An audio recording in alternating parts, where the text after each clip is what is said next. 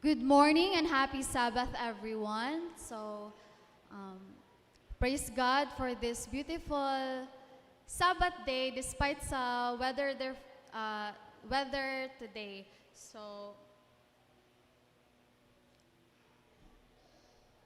This morning, I will be sharing to you a message that was shared to me by my brother, si Kuya Jap, mga kaigsunan. He's an AB Theology. So last year, nag-ask ko sa iya og topic kay para ka nang in case nga hatagan kog part nga mag-message na ako'y topic daan. So with God's providence, I was able to learn new things and I was praying and hoping to share to others. So with that, I suppose that day is today. The title of my sermon this morning is entitled, You Can Eat the Fruit of the Tree of Life If Only You Would.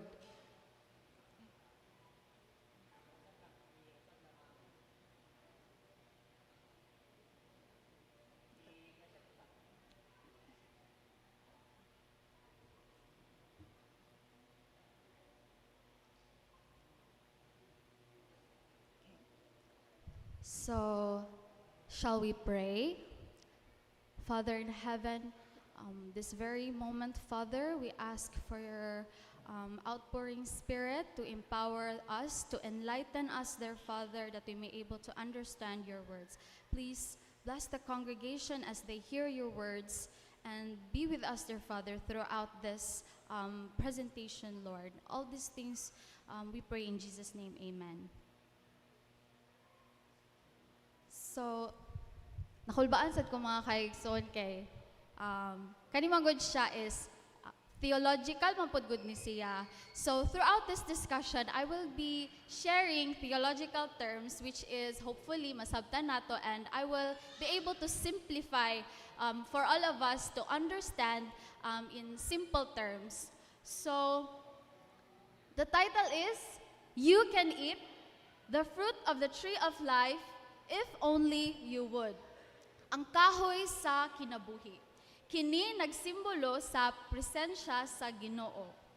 Grasya ug ang saad sa kinabuhing dayon. Ang pagkaon sa bunga niini nagpasabot sa pagdawat kang Hesukristo ug sa iyang mga pagtulunan. So kung imo lang untang buhaton, if only you would, kini nagpasabot sa gawas nun nga kabubuton. That is the free will. This is our choice, mga kaigsonan. Ang bunga, anaara. Apan ang tawo, kinahanglan mukaon niini. Pinaagi sa pagtuo, pagtuman, o paghinulsol. So, naapoy kalahian ang the tree of knowledge of good and evil.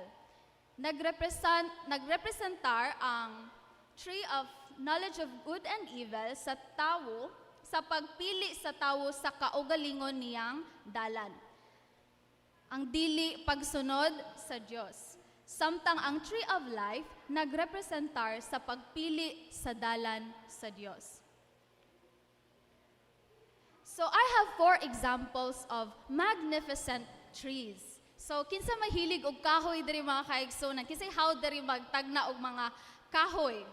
So, example is this rainbow eucalyptus.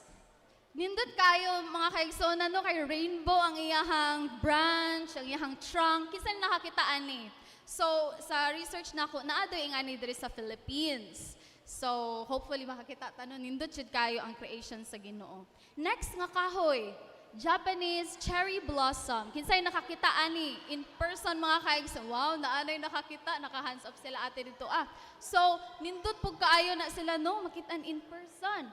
Next is angel oak tree. Na-amaze ko ani nga klase sa kahoy mga kaigsunan kay mura gud siya ugat nato sa tong lawas or sa brains nato. No, nindot kaayo ba nga ang pattern, ang design sa Ginoo sa kahoy mura pug kita sa ato ang atong ugat. Next is baobab tree. Naani siya sa Madagascar, mga kakaigsunan. So kana nga picture, dako jud kay siya no, makita nimo mga tao gagmay kaayo, but kana kay tampok jud kaayo siya. And nakita niyo sa right side na ay buslot unsa ba na, pwede siya masudlan, pwede siya puy-an siguro mga kaigsunan. Nindot kaayo ang creation jud sa Ginoo. But this morning, I would like to share to you a different tree. This tree is full of daghan kay siya og meaning, daghan kay siya og symbols, and that is the Edenic tree. Unsa ka jud ang tinuod nga nawong ani mga kaigsuonan? Basig para sa ato ba kay ay kanang taphaw lang, gamay lang kayo atong idea about sa tree of life. But you know, I want to instill or to encourage you nga i-imagine daw mga kaigsuonan unsa jud ang nawong ani kay unsa dako jud ba ni siya, unsa ang iyahang size, ang iyahang enormous mga kaigsuonan. So naamagod ni siya importansya sa ato ang life, naani siya message mga kaigsuonan.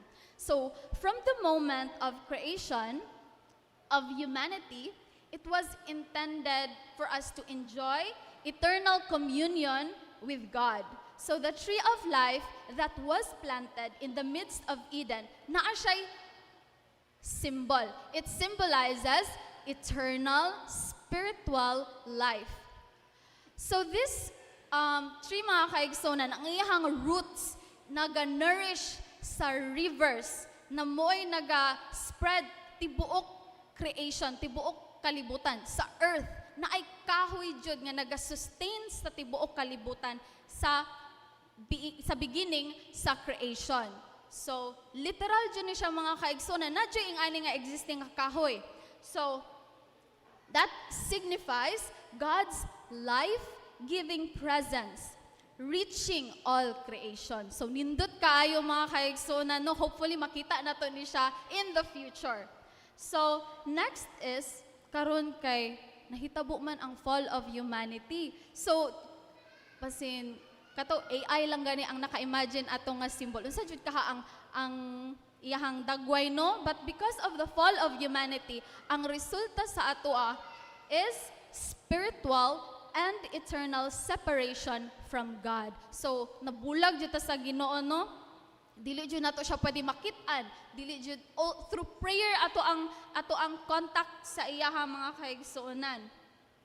So this access, so through the fall of humanity, the access to the tree of life was blocked. Naanay barrier. So because of disobedience, separation is the result. So karon naanay cherubim and a flaming sword placed to guard the tree. Naanay nagagwardya ani mga kaigsuonan, dili tabas-basta nga maka-reach ato nga kahoy, maka-access sa tree of life. Nga mooy mismo nagahatag jud naga-sustain mo bitaw nang nagakaon ta physically mga kaigsuonan, kay kailangan ta ma-sustain energy. So ang sa Garden of Eden, ang kaninga tree of life, mo ni siya ang naga-sustain jud og life sa tibuok creation. So, how has God fulfilled His original plan to restore access to the tree of life? So karon ang problem man kay dili man ta maka-access. The question is, giunsa man sa Ginoo pagtuman sa iyang original nga plano aron mabalik ang pag-access nato sa tree of life. So with that, God's plan of redemption centers on Jesus Christ as the antitype of the tree of life. So dili lang dito basta-basta nga tree of life ang naa dito as sa Garden of Eden mga kaigsuonan. Jesus Christ is the fulfillment of the tree of life, sa role sa tree of life. When we say antitype, siya ang pagtuman sa mga moabot nga mga scenarios in the future. So ang challenge ani is, this morning, I will be able to break down to you in chronological manner, typological, and theological continuity. When we say chronological, ato jud siyang i-break down kung ang events, ang timeline, gikan sa pinakasugod hangtod unsa man jud ang conclusion aning God's plan nga gi-prepare sa atoa. And then sa typological mga kaigsunan, that is the character of the tree of life, the pattern and the behavior. How did this manifest sa life ni Jesus Christ? And for theological continuity, this is the consistency. Consistency sa theological ideas and tradition or doctrines or mga events nga nahitabo sa scriptures. So our objective this morning is to analyze the location, function, and symbolism sa tree of life in the Garden of Eden. And then next is to examine kung unsa man jud ang consequences sa pagkalaglag sa humanity. Specifically, that part when we lost access to the tree of life that was supposed to be free para sa atoa. And then the third objective is to be able to demonstrate that that Jesus fulfills the typology of the tree of life didto sa Calvary. So naa sa Calvary ang tubag mga kaigsunan. And then for the fourth is ato ang ma-establish that God is really faithful sa iyahang plan of salvation to humanity. So naa pay hope para sa atoa. So definition of terms mga kaigsunan, sa red lang ta nga mga bold words ang for emphasis. So the tree of life symbolizes eternal and communion with God. For the antitype, the fulfillment of a biblical type. And then ang tawag sa type is the element. It is a butang, person, event, which will be fulfilled into reality in the future. And the river of life it symbolizes the spiritual outflow of God's sustaining and redeeming power. So now let's discuss the tree of life. Kitsa may familiar dyan, master na dyan ang tree of life. The tree of life represents eternal sustenance and communion with God. It symbolizes unbroken relationship with the Creator. So, ang iyang characteristic, location, and function, for scriptures, it says that the tree of life was also in the midst of the garden, and the tree of knowledge of good and evil. So, kaning duha ka kahoy, naadaw din sila center dito sa garden. And the analysis ani is that tungod kay naa sila sa center, this is the focal point sa relationship or sa connection between God and humanity. So, napod sa kilid siguro ang tree of knowledge of good and evil. But, it is like kanang kung sa Garden of Eden na ay duha ka path. Na ay path sa Ginoo and path sa imuhang choice. It's up to you if you will go to that path na mo kaon ka dito as sa forbidden fruit. But ang nakanindot sa tree of life, this is the source. Ang source jud sa kinabuhi, eternal spiritual life. This is the source. For the accessibility, nag-ingon ang Genesis na, every tree of the garden thou mayest freely eat, but of the tree of the knowledge of good and evil. So ang bunga aning tree of life, pwede ra jud nato kanang kaunon mga kaigsunan. Free siya, ihatag siya sa Ginoo. Nag-highlight di siya nga, humanity's unrestricted access to divine life before sin. So, wala jud gibawalan. Pwede ra jud ta maka-access sa kaning source of life.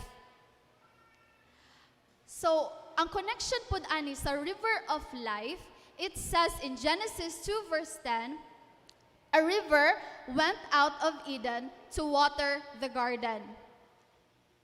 And from thence it was parted and became into 4 heads. So the analysis here is that the river of life symbolizes the distribution of life and sustenance to creation. So, out of the roots of the tree of life flowed the river of life. Dindot kay mga kaigsunan, giklaro ni Ellen White nga gikan jud sa roots aning tree of life ni gawas ang river nga mo'y nagasustain sa tibuok kalibutan. So nindot jud kaayo siya nga kahoy no, unsa jud kani siya ang kadakon ani ba? Unsa ka ang iyang image jud. Next is theological significance ani. Why is this important to determine? It is because dapat nato mabalaan kung asa jud ang source sa eternal life, because today wala tay dili kita ang naga-sustain og life sa atong kaugalingon mga kaigsuonan. So we need to determine asa ang source. And the next is to understand that in the creation, in the beginning, the symbol of unbroken fellowship, gusto nato na siya mabalik. And then the third is is the foundation kung giunsa pag-fulfill ni Jesus Christ ang iyahang role as the antitype of the tree of life. So, we now understand the pre-fall tree is essential for recognizing the typological connections between Eden and Calvary. So, dito sa Eden, it is connected, the tree of life is connected to the cross at Calvary. So next is, let us talk about the fall and humanity's separation from life. So na laglag man jud ang katawhan mga kaigsunan, this is our situation today. Because of disobedience of Eve and Adam, it brought spiritual death. Although physically we are alive today, but spiritually we are dead mga kaigsunan. So, okay lang siguro og na sure na jud atong spiritual maturity, atong nourishment mga kaigsunan. But if we have spiritual death, then we really need someone to help us para ma-restore ang life na gi-intend unta sa Ginoo para sa atoa. The consequences of fall, toilsome and mortal life. Imbis nga immortal unta ta mga kaigsunan, we experience death of loved ones, and we will experience it still because we are still here in this world. The tree of life was blocked, and it signifies humanity's loss of eternal life and fellowship with God. So according to Ellen White commentary, they were cut off from the tree of life, and for their sin they must die. And now, diri'a na point na introduce ang flaming sword. As you can see, naanay angel, mga kaigsunan nga nagunit og espada. Nga wala na, this is the barrier. Barrier na ni sa atua, nga dili na jud ta pwede maka-reach, makakuha sa bunga aning tree of life. Kay naanay nagbantay. So the tree of life symbolizes eternal life, and the flaming sword represents divine justice and the barrier that was caused by sin. So I hope klaro to siya mga kaigsunan. So the theological significance, and why is this very important for us to learn, is because kailangan na to ma-realize that we are in our situation today in this world, we are spiritually and physically death na maka-experience jud ta ani mga kaigsunan. And then dirian na to magkaroon ta og idea kung unsa ang significance atong flaming sword. Literal and symbolical to siya mga kaigsuonan nga mao to ang barrier sa separation nga na cause sa sala. And then so with that mga kaigsuonan, humanity could no longer attain eternal life by its own effort. Misag unsa pa nimong paningkamot dara mga kaigsuonan, dili jud ka mabalik og mabalik ang connection nimo sa Ginoo. Mabalik ang pag-access sa tree of life. So we need and we require divine intervention. So the consequences of the fall establishes the need for the antitype, Jesus, namely Jesus Christ. This is why we need someone to help us, to intervene. This is the divine intervention. This is God's plan that He sent Jesus Christ for us in our to pay the price for our sins. So Ellen White depicts these events as both literal and symbolic. So moto siya ang significance sa significance para sa ato ang masabtan nato kung unsa atong situation karon. Why is there nga lisod man kaayo ang magain ang life nga gi-promise sa Ginoo? It is because there is a barrier. So we need again divine intervention. This sets the stage for Christ's redemption act at Calvary, which restores what was lost in Eden. So now let us talk Christ as the fulfillment of the tree of life. Giunsa man pag-fulfill ni Jesus Christ. So again mga kaigsunan, ang Edenic tree na siya life-giving fruit, flowing river, and guarded na siya mga kaigsunan. How is it nga na-fulfill ni Jesus kanitanan? But,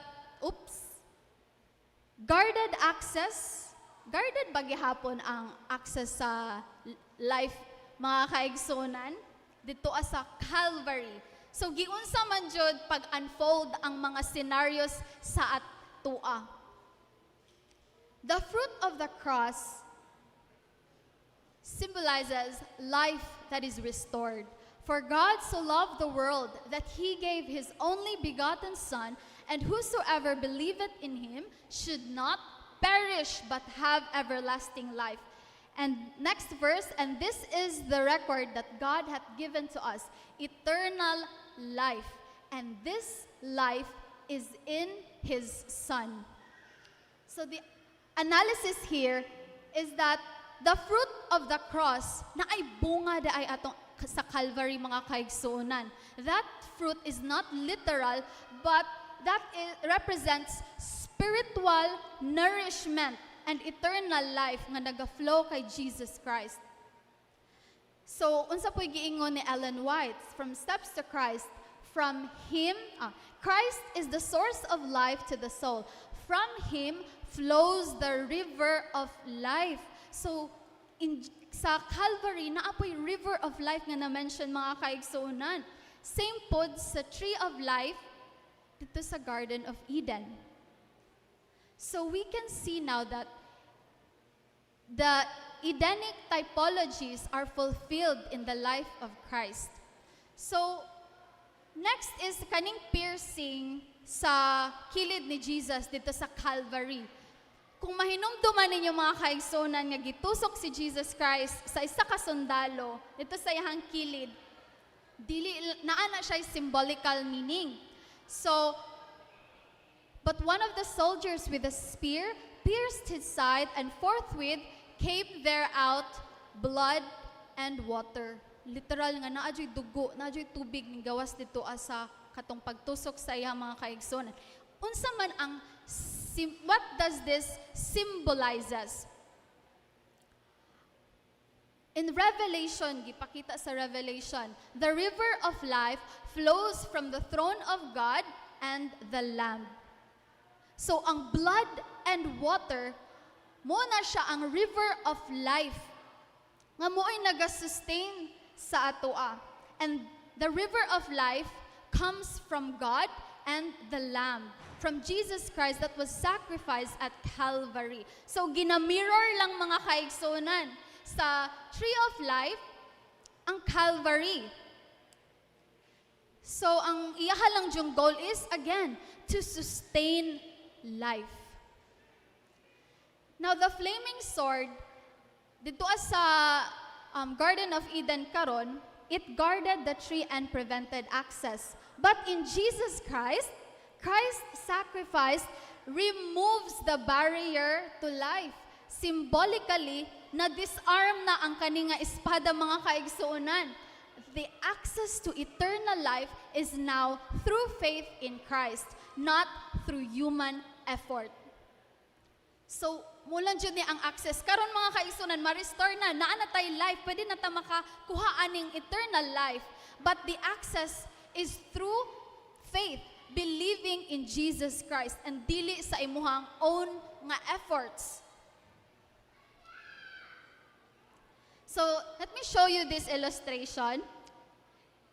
Edenic tree, ang naa sa tama ba? Left side, and sa right side is the fulfillment in Christ. To simplify the illustration, the life-giving fruit in the Garden of Eden was fulfilled in the fruit of the cross, which symbolizes eternal life, pinaagi sa faith. And the next is the river flowing from roots. Nagmanifest po ni siya sa life ni Jesus dito sa water and blood nga na-mention sa Bible. And then the barrier flaming sword, mga kaigsunan. Tungod sa piercing, sa pagtusok sa iyahang kilid, the access was restored. Kung atong i-imagine na itong mga kaigsunan, si Jesus Christ ang nagsalo sa espada nga mounta ang mo-direct sa ato ang mga kaigsunan. That is why we are now able to have access, because ang flaming sword na nadawat ni siya ni Jesus Christ dito sa Calvary. So, access restored. So, muna ang reference. Jesus Christ is the true tree of life. Diri makita na to ang redemptive fulfillment. Na-fulfill jud sa Ginoo iyang promise nga i-restore jud niya ang life sa atua. Next is ma-remove na ang barrier, and then continuity of God's plan. So na humana na discuss na to ang Calvary. Is that the end? Na-restore na ba jud ang life sa atua? So this is God's plan. What was lost in Eden, we can now access through faith in Jesus. But the question is, ang fulfillment, ang final fulfillment is in heaven. So that is the ultimate restoration. This is the final plan sa Ginoo, mga kaigsunan.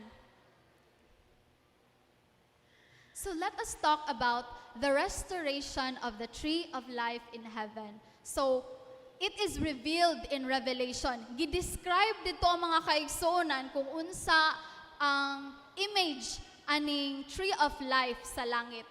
This is the final manifestation. In Revelations, and he showed me a pure river of water of life, clear as crystal, proceeding out of the throne of God and of the Lamb. In the midst of the street of it, and on either side of the river was there the tree of life, which bare 12 manners of fruits, and its leaves were for the healing of the nations. Nindot kayo mga kaigsoon, no? Majestic siguro kayo dyan, di ba? Naga-look forward ba mo mga kaigsoon nga makitaan dyan ang final manifestation, ani? Hopefully, naga-look forward dyan ang mga kaigsoon, no? So, unlike daw sa Eden, ang kaning tree of life dito sa langit, wala na i-mention nga barrier, wala na espada. It is free. Ganahan man jud tag mga kanang free, mga freebies, mga kaigsonan, no? So kani, eternal life, it is free. Asa pa kaana? Interpretation ani is that dili na restricted ang eternal life sa humanity. So, life flows freely from Him to His redeemed people, according to patriarchs and prophets. Mo po ingon ni Ellen White. So, God is really faithful in His plans. In this, sa future jud ni siya, mga kaigsonan, no, nga ma-manifest jud ning tanan sa atua. I-surprise jud ta sa Ginoo, kay palangga jud kayo ta niya, mga kaigsonan. So, Next is, in this tree of life, makita, mas masabtan po nato ang universal access. The leaves of the tree for the healing of the nations, naga-indicate na siya nga ang salvation o eternal life, these are universal for those who accept Christ. So iyahang ginaparallel gihapon no kung unsa ang creation. Lindot kayo siya kay ang katong leaves, ang mga dahon sa tree of life sa langit, this is for the healing. Kinsa may need og healing diri mga kaigsuonan.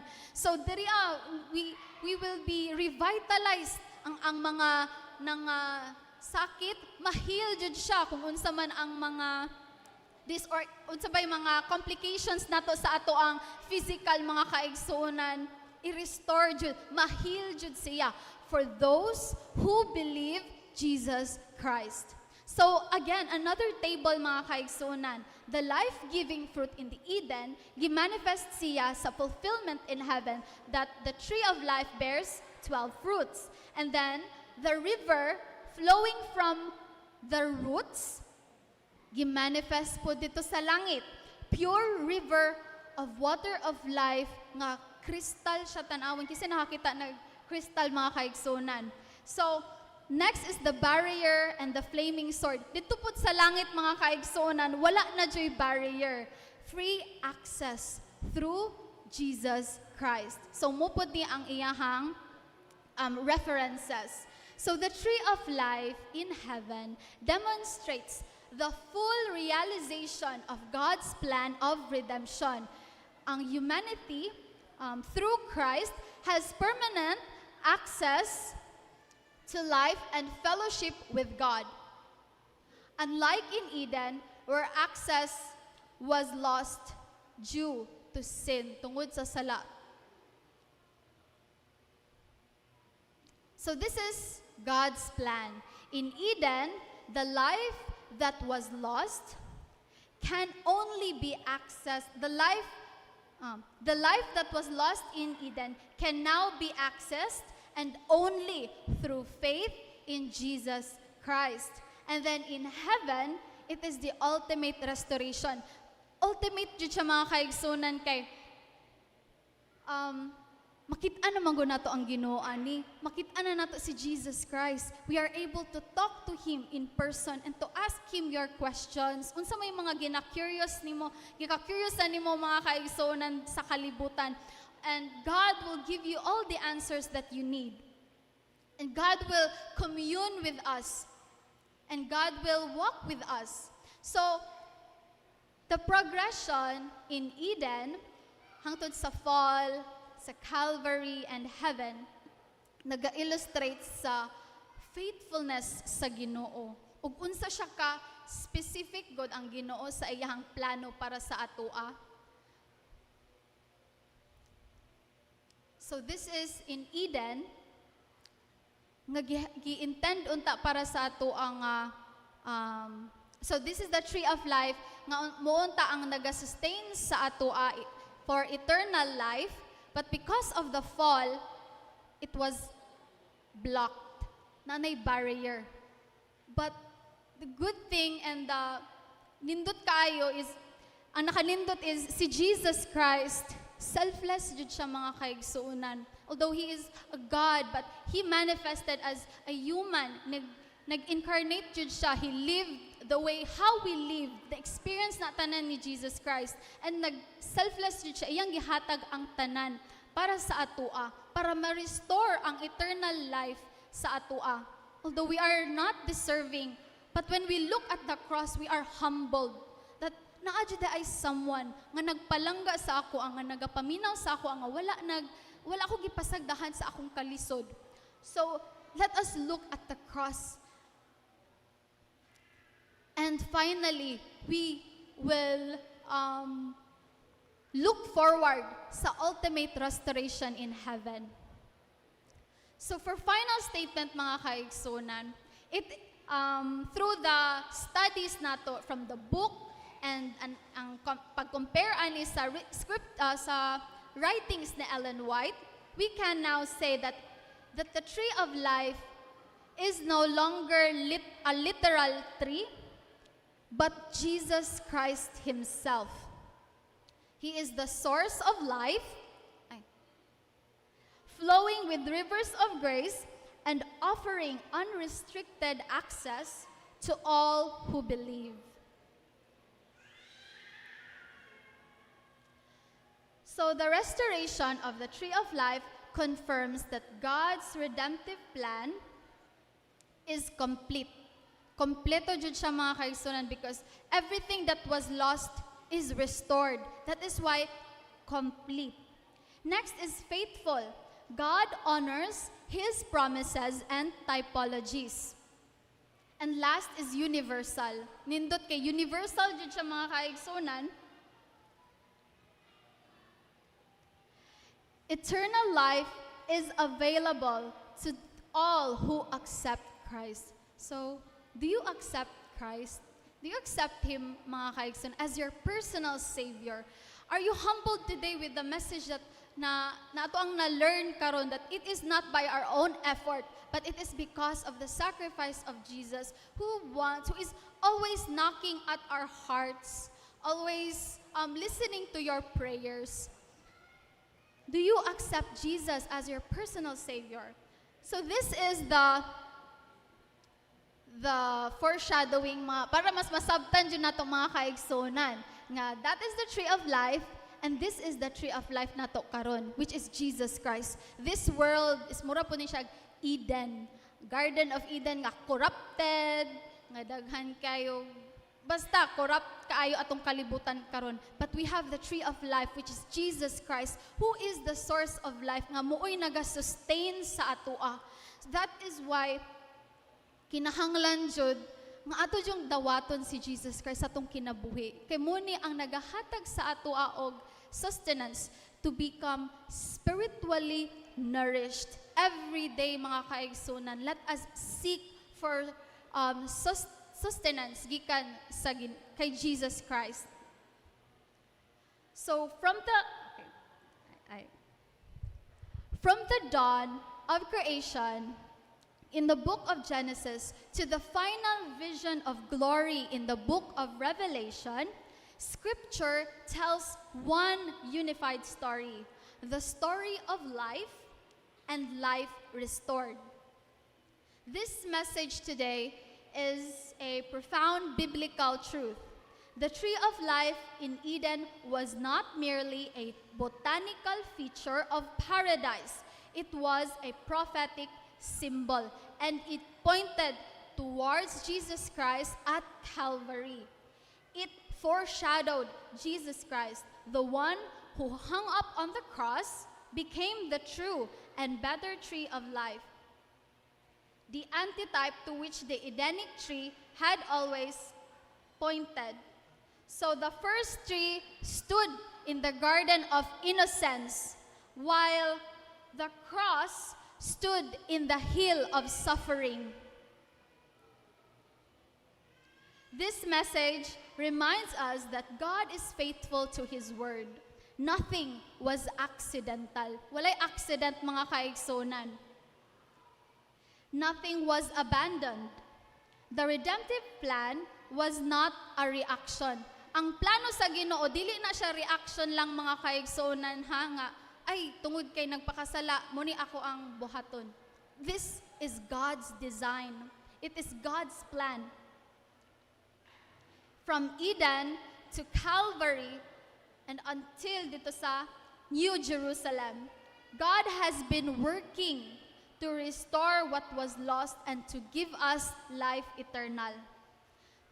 So today, we stand between two gardens, the garden that was lost and the paradise that will be restored. And at the center of both stands the tree.